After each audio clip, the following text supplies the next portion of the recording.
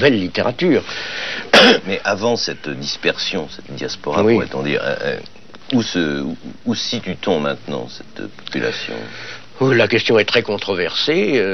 Jusqu'à une époque récente, on admettait, après bien d'autres hypothèses, enfin, dans ma jeunesse et dans mon âge mûr, l'hypothèse dominante, c'était quelque part, c'était la formule, quelque part entre la Baltique et la mer Noire. Ça pouvait être la Russie du Sud, ça pouvait être la Hongrie, ça pouvait être, au contraire au nord, ça pouvait être les bords de la mer Baltique.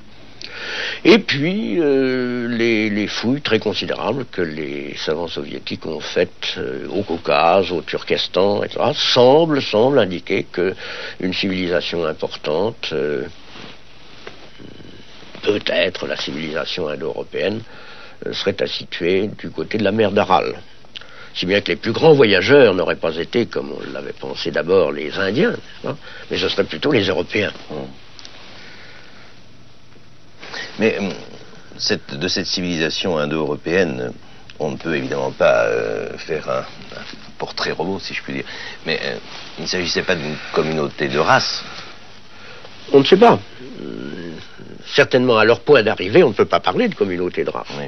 Tout ce qu'on peut dire, c'est qu'il a dû y avoir quand même, je ne dis pas une race, mais enfin une espèce d'homme dominante qui avait imposé sa langue. Car l'unité de langue indo-européenne, ça a été notre point de départ à tous, l'unité de langue indo-européenne est certaine.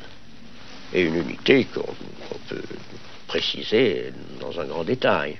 Qui va de l'Inde à... Qui va de l'Inde à l'Irlande et de la Scandinavie à la Sicile.